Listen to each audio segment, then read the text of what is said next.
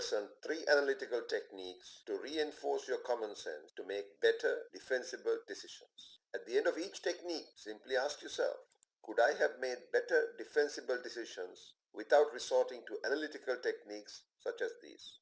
Multi-criteria decision-making using the analytic hierarchy process. Most of the decisions we face in the real world are multi-criteria in nature. Typical examples could be procurement, recruiting, locating branch officers, etc. The best way to explain this is to consider a hotel chain hiring a business development manager. They identified 6 criteria and 4 candidates. Let us now look at the HP software that we have developed.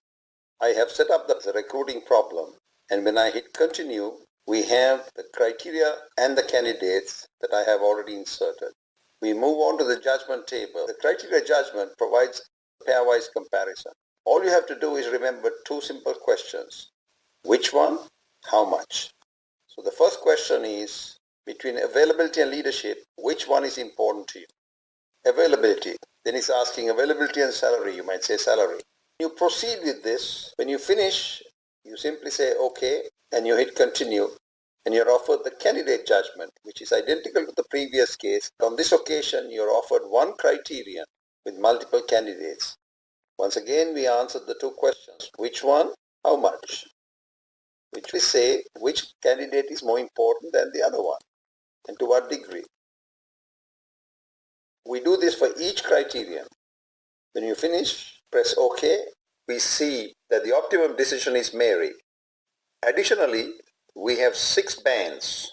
These are known as the N-1 evaluation. Here we have removed availability. Here we have removed leadership. And here we have removed salary, etc. And if salary is not an issue, so far better candidate. Could you have made better defensible decisions relying on common sense alone? Probably not. Single criterion decisions with multiple uncertainties using decision trees and D-zone maps. J&J Pharmaceuticals are developing a new drug for the treatment of diabetes, thrombosis, and cholesterol. However, J&J can invest only in one of these projects. The cost of pursuing these products, for the preliminary test, we would spend $2.5 million, and for the FDA approval, there would be a cost of $500,000. The marketing department has arrived at potential revenues from these projects. Here too, there are some uncertainties. There's a potential for high revenue or low revenue. For example, for cholesterol, the high revenue would be $13 million, while the low would be $7 million. Uncertainties facing J&J now.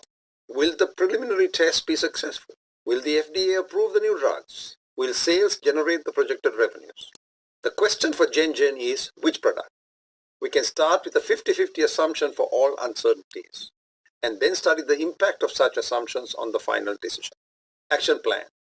First, draw the DT sketch, then develop the Excel model, then plot the D-zone map, and finally study the uncertainties.